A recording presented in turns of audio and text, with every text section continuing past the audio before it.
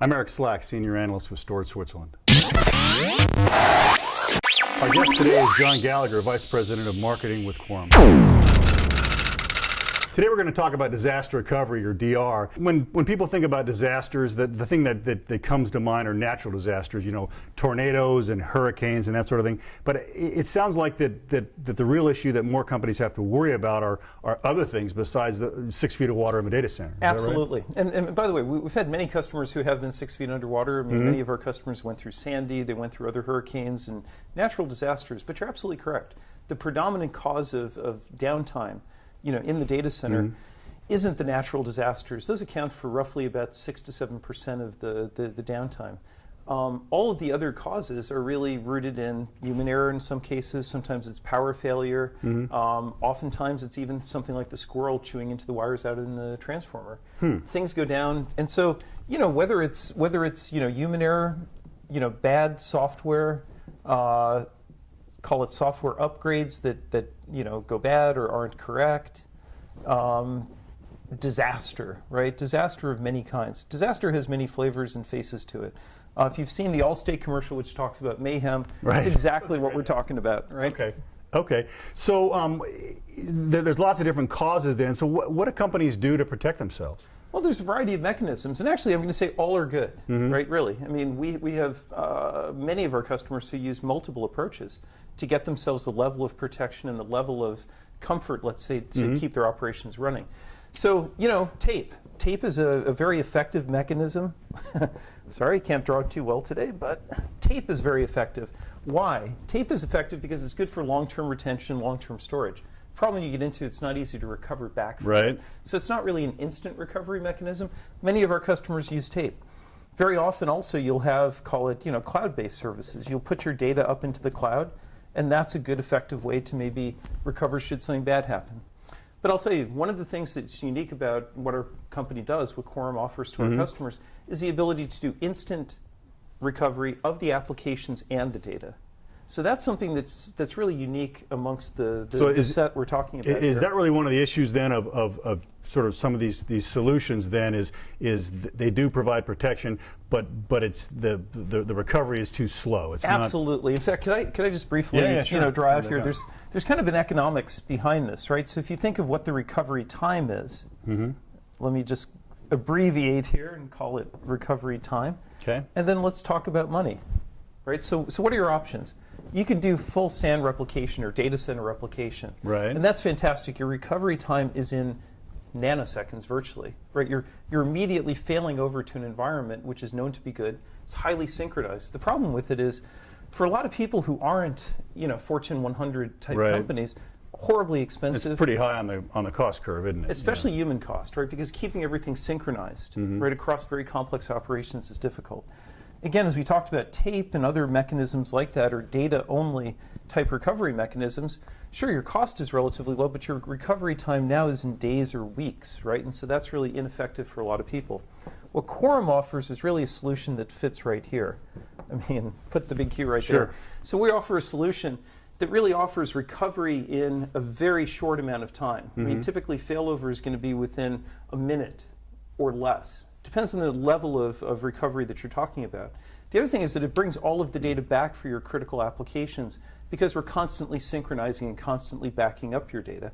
So it is truly an effective mechanism. It's not quite as immediate as it would be with full SAN replication, but it's affordable, genuine fraction of the cost. I mean, orders of magnitude less expensive. And so, you know, what we often see is that people will choose, based on their resources, whether to go this route and or this route, but very often we fill a missing hole right in between. Okay, no, that makes sense. So really then the issue then is how fast can you get your data back, and at this end of the spectrum you've got data center failover, which is out of the reach of everybody but the biggest companies, and down here you've just got your data, and who knows how long it's going to take to actually get your application. Exactly. Perfect example is your Exchange server going down, right? As I mentioned, right, many of our customers who were in the midst of Sandy, right, what happened?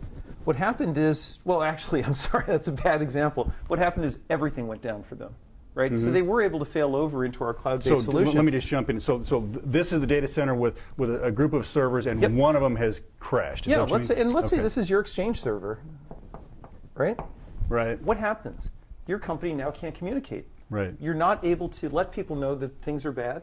You're not letting them know when things are going to get better. So having a critical function like an Exchange server go down is something that we offer immediate failover to. Right? So let's say this is your situation. The rest of your data center is still running. Something bad happened right here. Immediately what happens is connected in your data center is an on-queue appliance. Should this go down, we immediately fail over into it. It's within your data center. So the latencies are small. Right? We're talking about within a few seconds, right. You're going to have that failover occur. Mail services now are back up and running. And by the way, there's a nice demo on our website that goes through this. We did a Google Hangout recently, and we showed live, within a few minutes, crashing and bringing it down and then resurrecting it back up in this fashion. If you had everything fail, I mean, let's say, chaos ensues, mayhem happen, everything has gone down, including your on-queue appliance. This is the 6 feet of water in the data center. This is truly the 6 feet of data center. What happens is everything goes up into the nice on-queue appliance in the cloud. So basically what you've done is you've moved this local appliance that provides failover to the cloud, and data is being replicated there, the VMs, is that right? Exactly. So we are doing what's called a P2V conversion. So we are doing a physical server to virtualized server conversion on the fly. And then in addition, we're maintaining virtual machines as well in the on-queue cloud. So physically what happens is when we do a backup, and this is unique compared to other solutions in our space, every time we do a backup, we're creating what's called a recovery node. And that recovery node is what is acted out upon in the cloud should disaster happen. So we're constantly backing up, constantly creating recovery nodes. And so should something bad happen here, from, again, I'm going to use the Hurricane Sandy example, from a diner in New Jersey, you can sit there on your iPhone, one click, bring everything back up and running again. Your whole environment. What you've chosen is your critical servers You mean and their the data. IT guy that's left the data center because the storm's coming, he can get online and fail everything over to the cloud? One button, one click. Okay. And Wow. emails back up and That's running, amazing. their SQL servers back up and running, every form of critical application Let me is able to come back. ask you something else. People are worried about compliance these days. Yes. Retailers and people have to deal with credit cards. I mean, the industries who are involved with this know it, right? Absolutely. If it's your problem, you know it. How does compliance factor into a DR solution? Yeah. Oh, it's mission critical. I mean, one of the things that we found in working, we've got over 500 companies who use Quorum's technology, and across those different companies, we've seen many times that it's really the need for compliance. Right. And there's a couple of flavors of that. Right. One is obviously the case where I just showed here. Let's take the case of some of our customers in the New York area who are retailers. Right. As they fail over into our environment, in some cases they might be running their store operations, taking credit card payments, and transacting business as we want them to. What that really means is that this flow here that I've shown, going up into our cloud, running the machines off of a different environment, we still have to be as compliant to PCI and other standards as the full production flow was.